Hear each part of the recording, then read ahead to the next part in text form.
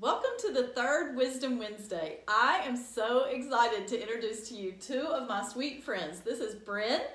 Say hey. This is Casey. Hey guys, how's it going? And they are so awesome. They're going to be helping us with what we're going to talk about today, and you guys are going to love it.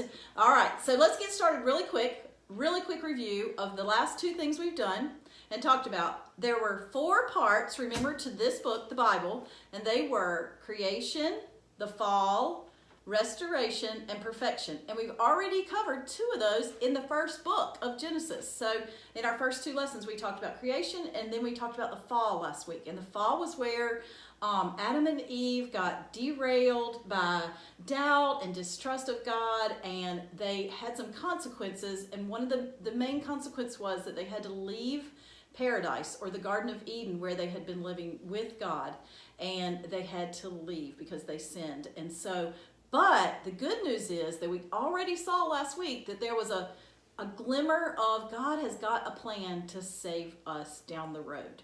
And so he says a little something about that, but we don't really know what it's all going to be about until much later. So stay tuned. All right. Now, the other thing is that years have passed since that all happened. So we're picking up now, like hundreds of years later, and sin has just spiraled out of control. Like the whole world is just crazy, doing all kinds of crazy, wild stuff, and just not even listening to God or living for God or anything, except for one person and his family, and that is Noah.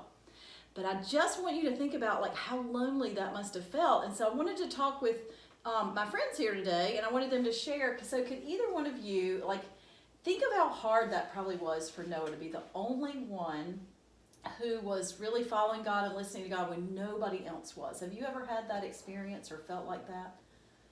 Well, I mean, I think that going into high school, that was a really big thing in my life. Was I'd broken up with the guy I was currently dating because I wanted a fresh start, and I really wanted the chance to meet new people.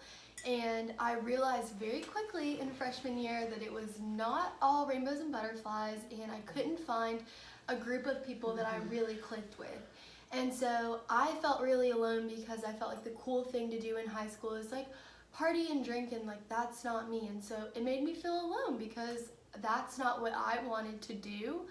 And I later found out that God was waiting to send the perfect person to help rescue me. And that's how I met my friend Kendall, and I think that she really saved me from feeling so alone in a situation like that.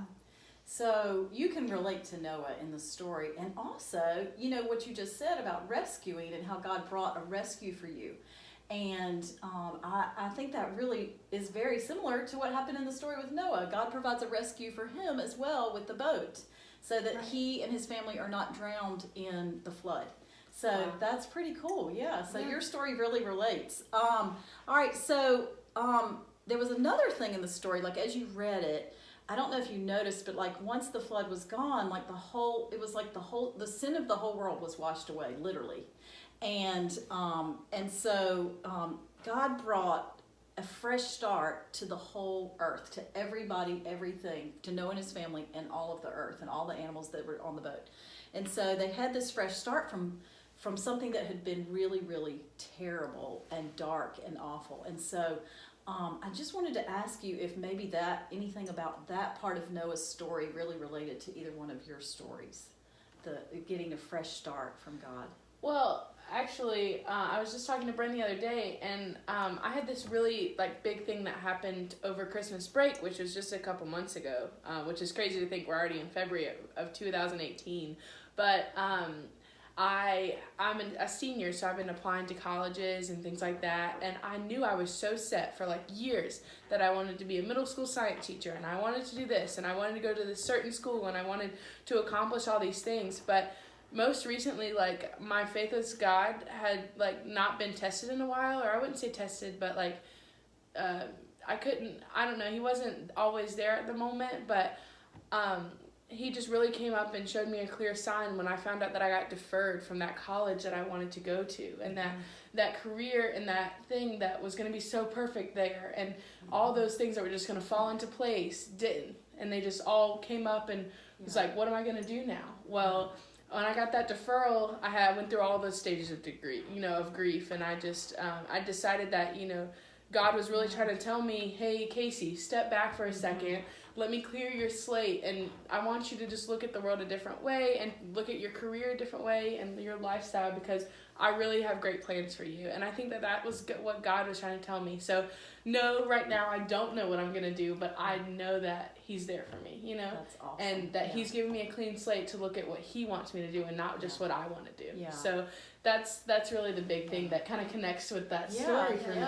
So very well. out of something that was really hard and really dark, like I can only imagine how hard it was to be on that boat for almost a year, like he was, and that was a hard all the season animals. with all those stinky animals. I mean, come on. Yeah, but I think it really does relate to your story, because even though that was a hard point in your life and it was a disappointment even, but how God has really just given you a whole clear perspective, a new perspective, and a fresh start and a clean slate. That's pretty neat. Yeah, it really shows you what He wants rather than what you want. Yeah. Absolutely. Yeah. And what are we here on this earth for besides doing what God wants us to do? So, Right. really humbled me in that situation. That's awesome. All right. So one last question. Okay. All right. So what did this story and reading it, what did that teach you about God's heart for you, for all of us? Well, I think I just actually kind of said it when I was talking about how, God, in that situation, he had my best interest at heart. And I needed to trust in Him that what He had planned for me was better than what I had planned for Him. Yeah. And or what I had planned for me. So I just, I feel like that's the one big thing that I've learned through all of this is trusting it to God and leaving it all up to Him. I think that trust and patience, because now you're sort of waiting to see what the next season of life is going to bring for you. And so I feel like He's really teaching you a lot about patience in this too.